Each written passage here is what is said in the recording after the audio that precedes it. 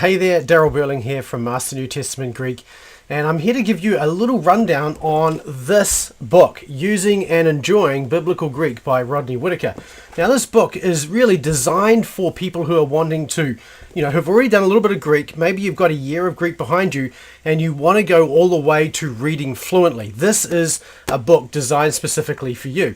Now, it's also a book that's designed for people who may have been out of Greek for a little while. And so what he does is he actually it's a very short book actually, it's very straightforward. It's only 160 something pages in terms of the main content. And so he actually gives you some of the main building blocks of getting all the way through to reading. And so what he does is he wants you to read. He really wants you to read the text of the New Testament, and he says there are two key ways to do that. He talks about guzzling the New Testament and sipping the New Testament. So by guzzling, what he really means is reading rapidly, trying to get, regardless of the accuracy, but just really trying to read through quickly so that you can take in as much Greek as you can.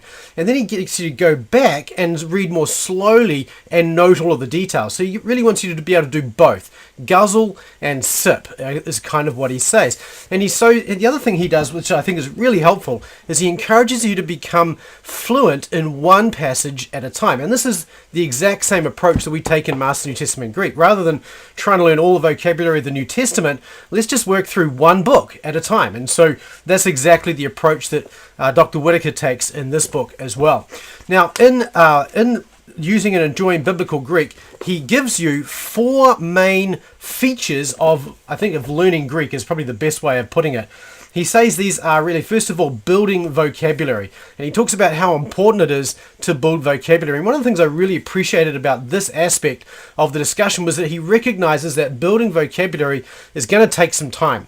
So a lot of people have this idea that, there's a minimum vocabulary requirement that you can get, and after that you can just read. So some people think that you can get down to 10 occurrences and then you don't need to worry about vocabulary anymore because you'll just be able to figure it out from the text.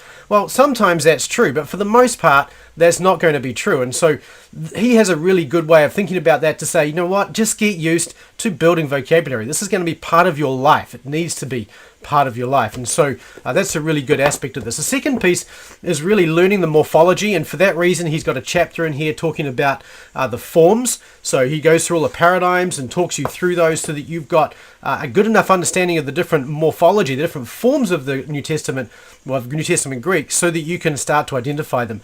He really uses the traditional paradigm approach for this. So this is very consistent with what you already will have seen in your existing introductory grammar, be it Wallace or somebody else. Another thing he does here is he talks about how the cases function. This is really interesting as well. But one of the things he really points out, and one of the things I think which is really valuable about this book, is that he really focuses on the order of the words in the sentence. He goes to pains to encourage you to not translate into English as you're reading. Now, this is something that's very easy to do, and this is one of the benefits of really, guzzling through the text rather than just puzzling through the text, as he puts it. And so he really wants you to take the word order that the original author gives you, because that word order reflects the author's actual thought structure. And so as you learn to understand the language, don't translate it, but to actually encounter it for what it is. And that's a really helpful and I think somewhat unique aspect of this book, which I think is well worthwhile.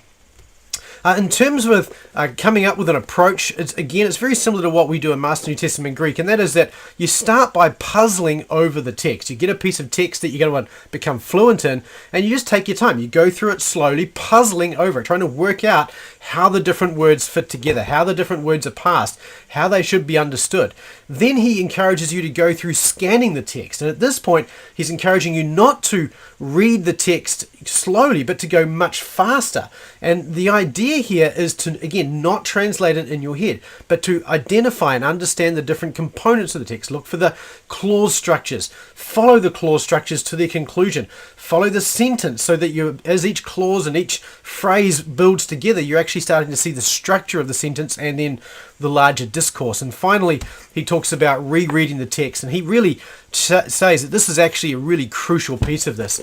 You cannot really understand a text until you reread it. And so this is part of the reason why in Master New Testament Greek it's read, memorize, read, and master, the mastery piece is actually just rereading the text. And that's exactly what Dr. Whitacre emphasizes in this book as well. And so I found this, the second step was the one I found really helpful, and that was the one where you scan the text, you go through it more quickly, and it's kind of this, it's a lighter read than a puzzling through the text, but it's not quite the same as rereading with full knowledge and fluency of the text. And so I thought that was a really helpful middle step. Finally, there's a couple of appendices in here. And the last appendix, which is on the verbs, is actually really good. He goes through 2 modern discussions, and if you're really bringing yourself up to date on how how scholars are looking at the language, that chapter alone is just a really helpful summary of how the language has been, what some of the updates that have taken place in the language over the last few years. So this is Using and Enjoying Biblical Greek. I'll put a link to this below. It's a fantastic book, and I recommend that you get it. Now, if you are watching this just after I release this video, you will note that we actually have a competition or a contest going right now, Master New Testament Greek contest. So if you go to masterntgreek.com/contest, you'll be able to enter there, and this is actually in the prize draw. So if you win that contest, you can actually win a copy of this book. But I'll also put a link to the book below. I encourage you to get a copy and read through it. It doesn't take long to read. It's very readable, maybe apart from the chapter on passing, but it's a chapter on passing, so that's what you expect. So leave a comment below or subscribe to this channel. Really encourage you to do that, and I look forward to seeing you in another video very soon. See you soon.